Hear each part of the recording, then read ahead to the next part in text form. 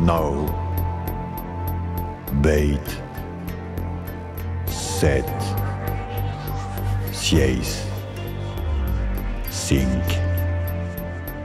4, 3, 12, 1, 0.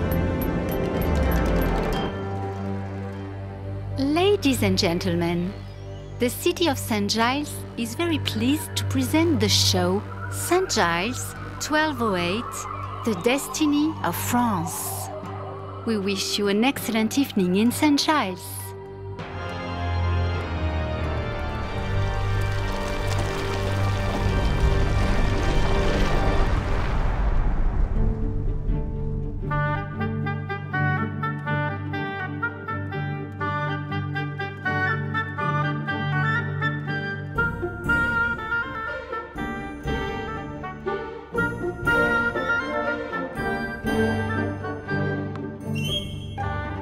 En ce début du XIIIe siècle, Saint-Gilles est une ville importante du comté de Toulouse.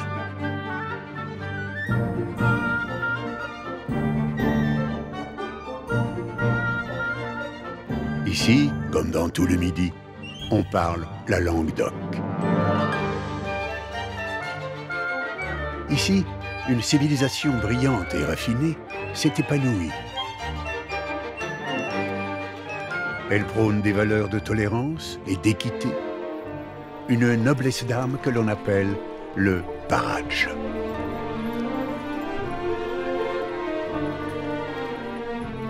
Ici, les troubadours chantent l'amour, la beauté et le respect de la femme. Ces poètes diffusent des idées nouvelles et s'accompagnent d'instruments venus souvent d'Orient. Ici, grâce au commerce et au pèlerinage, on est ouvert au monde.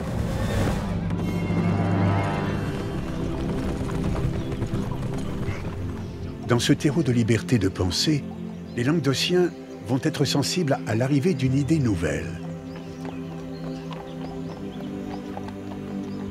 Une façon différente d'être chrétien qui renoue avec les enseignements originels du Christ. L'amour de l'autre et l'idéal de pauvreté.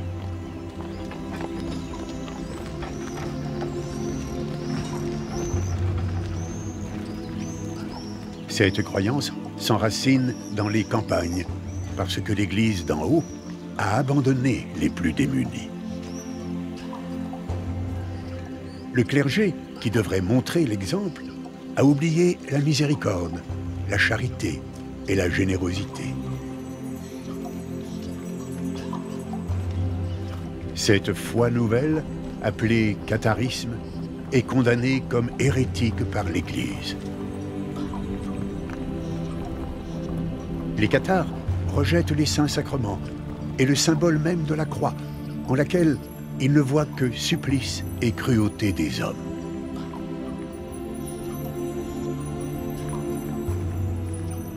Leur vision du monde oppose le mal qui se répand dans le monde terrestre et le bien, œuvre de Dieu.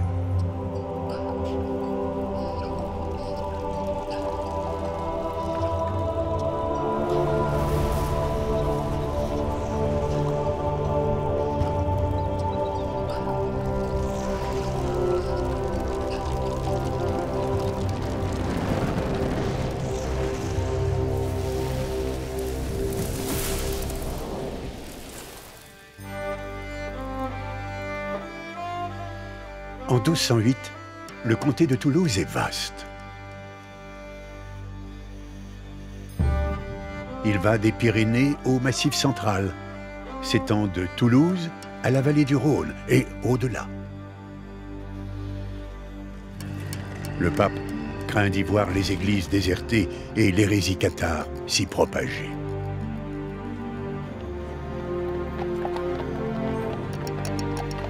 Il envoie des émissaires pour tenter de combattre ces idées dissidentes. Rien n'y fait. L'hérésie de ceux qui se nomment vrais chrétiens gagne peu à peu toutes les couches de la société.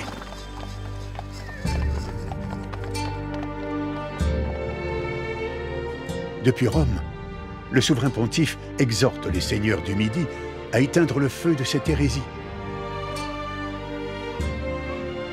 Mais ils restent sourds. Comme les troubadours, ils sont fidèles à une conception bien méridionale de la liberté de penser.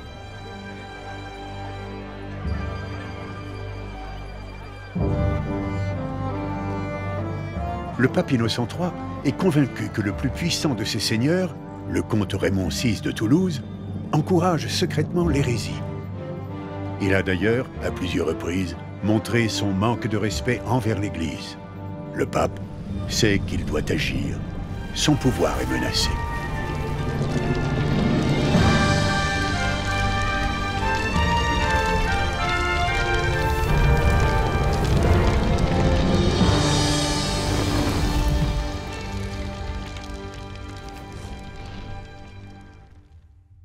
Saint-Gilles, le 13 janvier 1208.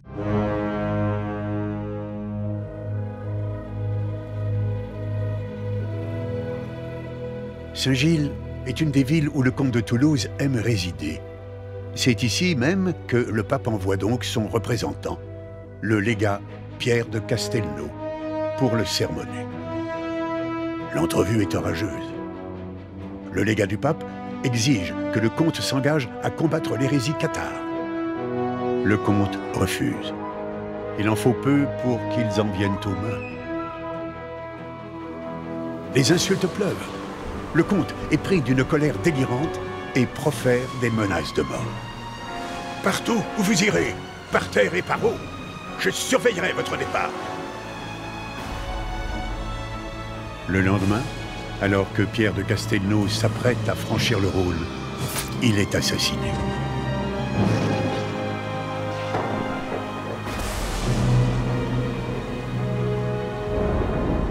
Le pape ne peut laisser passer pareil affront.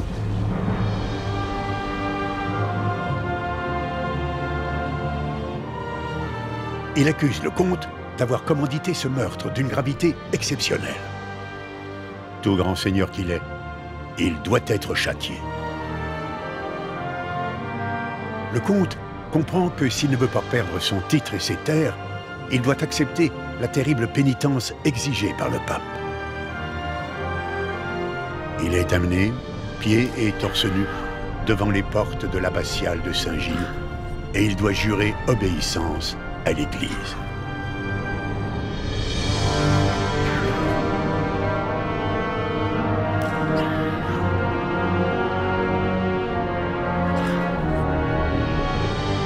Ce n'est qu'après avoir été flagellé, en présence de la foule, qu'il est absous.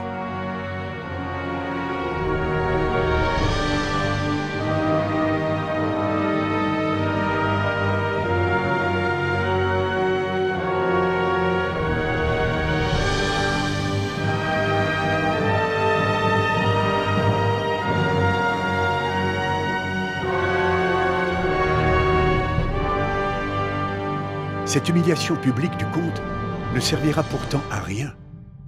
Il est trop tard. Le pape a déjà appelé les puissants du monde chrétien à venir combattre ce Midi hérétique et assassin.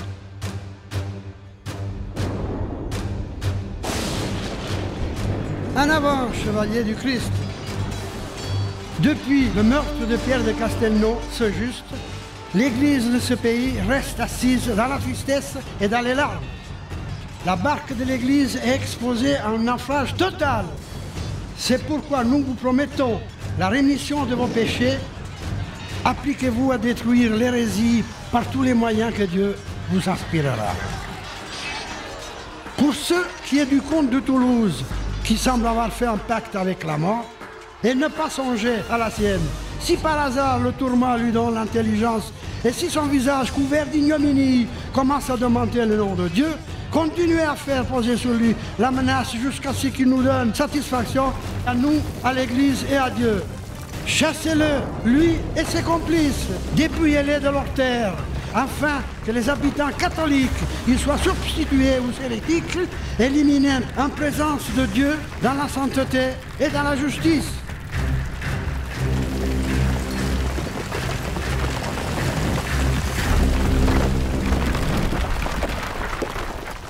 C'est le début de la croisade contre les Cathares. Le récit des événements a été raconté par 2 troubadours qui les ont vus et vécus. Leur chanson s'appelle « La Canzone della Cruzado ».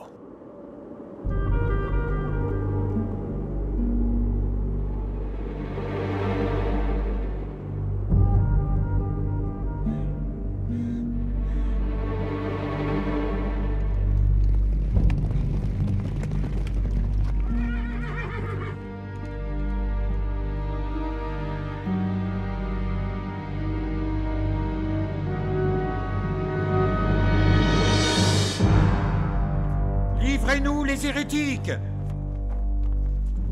Mons Émeric, du bourg du Vicomte, Stéphane du Portal, Jean du Bosc, tous 2 du bourg de la Madeleine, Amiel Bertrand, du bourg Nous Saint-Jacques. préférons nous noyer dans la mer aux ondes salées plutôt que de trahir un seul des nôtres.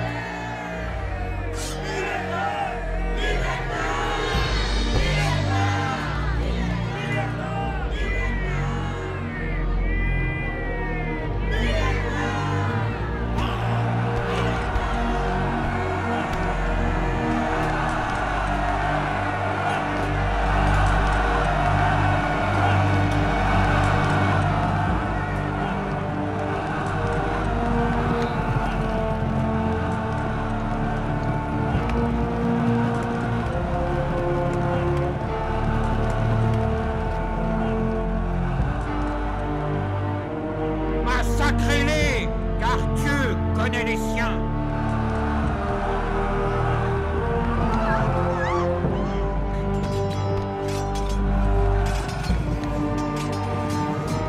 Tuez-les tous. Dieu reconnaîtra les siens.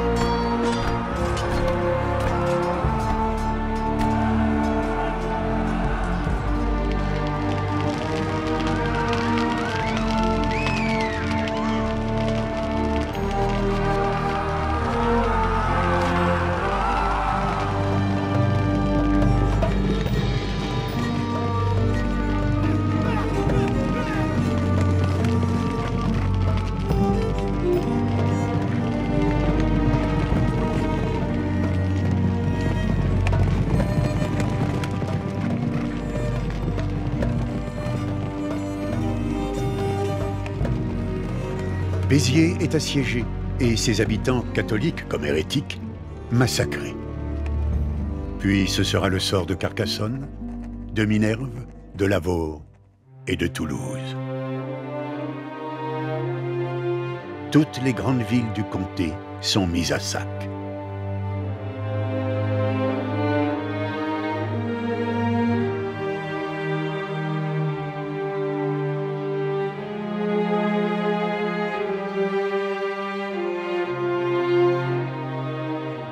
Tout s'est joué à Saint-Gilles. Au cours de cette croisade, les seigneurs méridionaux perdent leurs terres et parfois leur vie.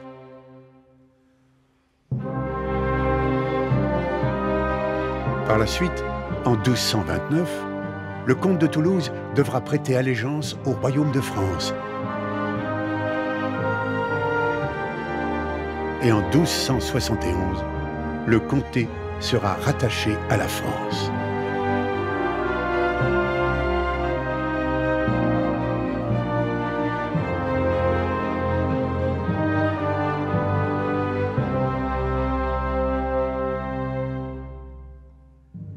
C'est ici même, à Saint-Gilles, que tout s'est joué.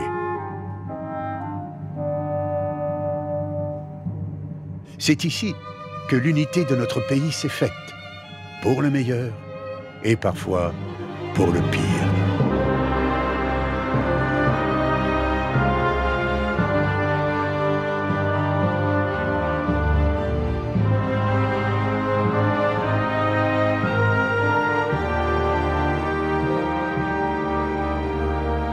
À la fin du XIIIe siècle, l'Église a retrouvé sa puissance. Le Midi se voit administré par des seigneurs qui ne parlent pas sa langue.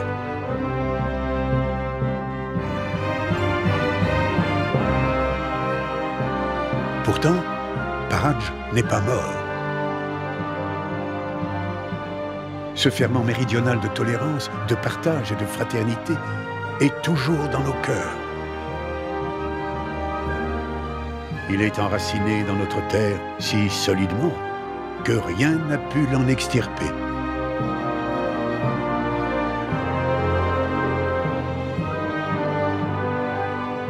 Et il continue à enrichir l'âme de notre pays tout entier. J'ouvre ma fenêtre, il y a un cielo, toute l'année canto pas périlleuse. C'est canto que cante, canto pas périlleuse, canto per ma mio, che s'allegre io. C'est canto que cante, canto pas